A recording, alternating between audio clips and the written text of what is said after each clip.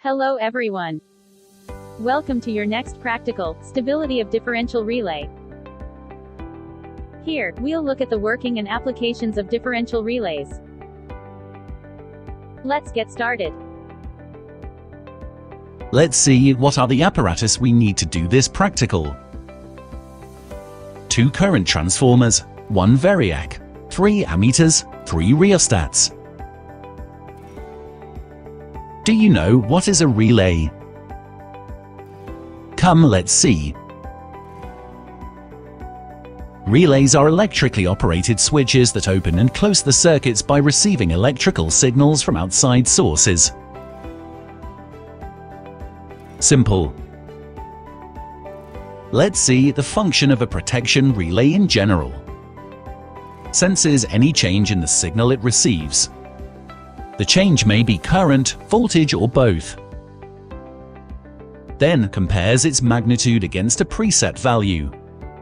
And finally, closes or opens an electrical contact if the incoming signal value is outside the preset range.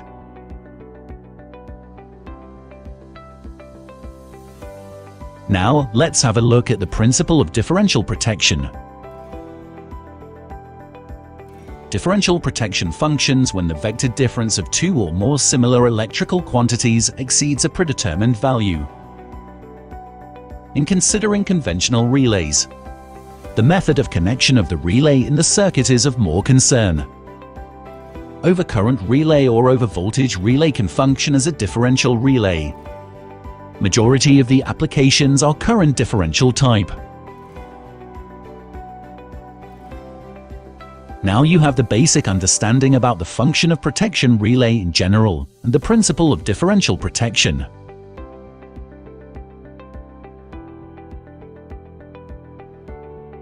This diagram shows how current flows under normal load conditions or when there is a fault outside the protection zone. Secondary currents will circulate through CTS. Only the difference between secondary currents would flow through the relay. With appropriately selected CT ratios, the current through the overcurrent relay would be 0.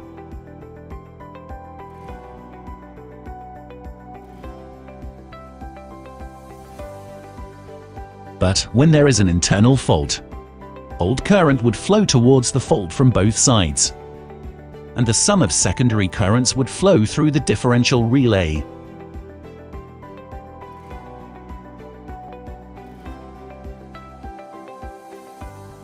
Up to now, what we saw was the introduction to the practical. Come, let's start the procedure. First, let's get familiarized with the circuit.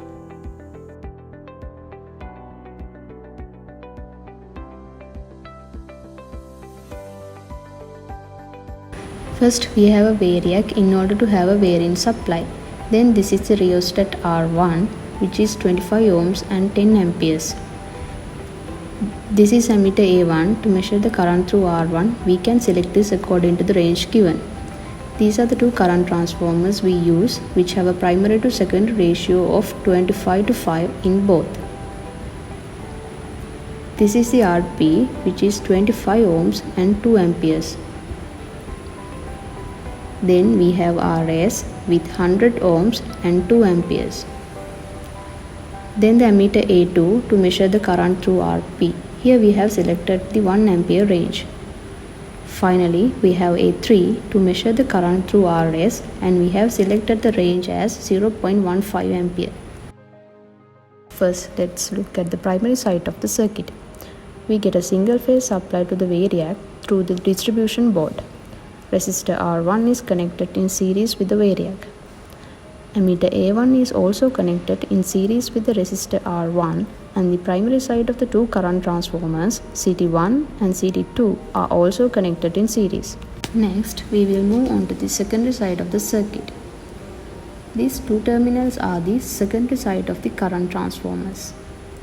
These are named as L and M. Then CT2, RP and A2 are connected in series, and then it is connected in parallel with RS, and A3 connected in series. The common point of A2 and A3 are connected in series with CT1. Okay, let's move on to the practical. Turn on the supply and adjust the variac to 40 volts.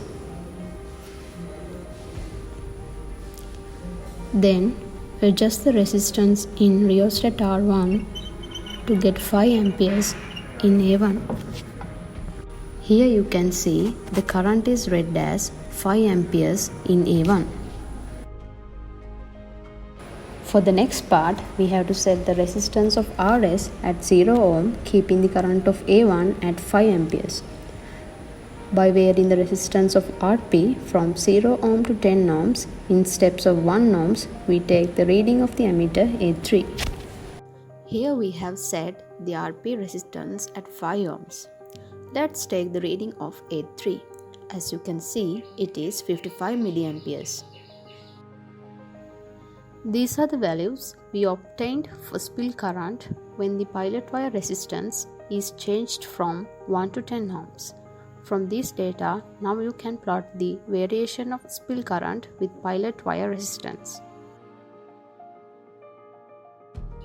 Now let's move on to the third step. Maintain A1 reading at 5 amperes. Change Rp from 5 ohms to 10 ohms in steps of 1 ohm.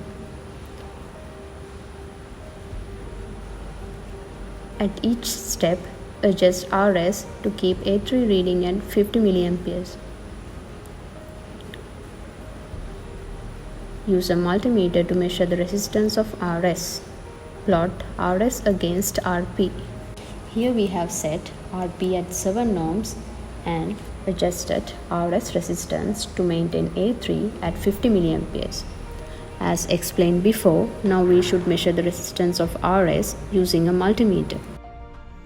These are the stabilizing resistance values received by varying pilot wire resistance values from 5 to 10 ohms. Here you have to plot stabilizing resistance Rs against pilot wire resistance Rp. In the fourth step, make Rs resistance to 0.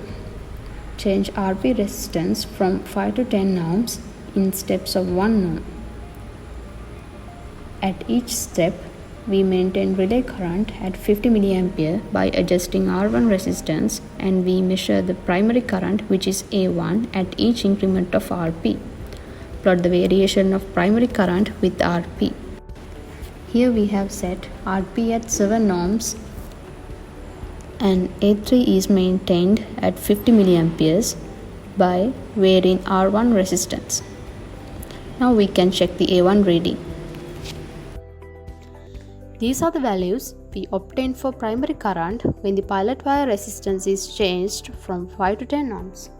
From this data, now you can plot the variation of primary current with pilot wire resistance. Let's move on to the final step. Here we have interchanged the secondary terminals of CT1 to show an internal fault. We should maintain Rs resistance at 0 ohm and reduce the applied voltage to 0. Increase Rp resistance in the range from 0 to 100 ohms in steps of 10 ohms. In this step, it is necessary to maintain A3 reading at 100 mA by adjusting R1 resistance. At each step, we should take the A1 reading. Here we have set Rp resistance at 10 ohms. As you can see, we changed R1 resistance to make 100 mA at A3. Now let's take the A1 reading. These are the primary fault current values when Rp is changed from 10 to 100 ohms in steps of 10 ohms. From these readings, now you can plot the variation of primary fault current against the pilot wire resistance. That's all for the procedure. In the observation sheet, you have to prepare 4 tables for which we have taken the readings during the practical. They are variation of spill current with pilot wire resistance, variation of stabilizing resistance with pilot wire resistance, variation of primary current with pilot wire resistance, and variation of primary fault current with pilot wire resistance.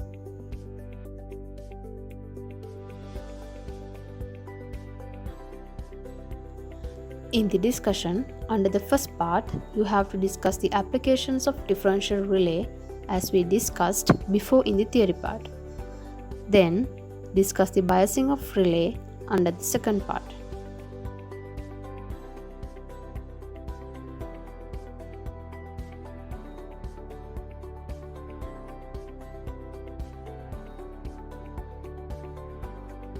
Okay, that's it for the practical.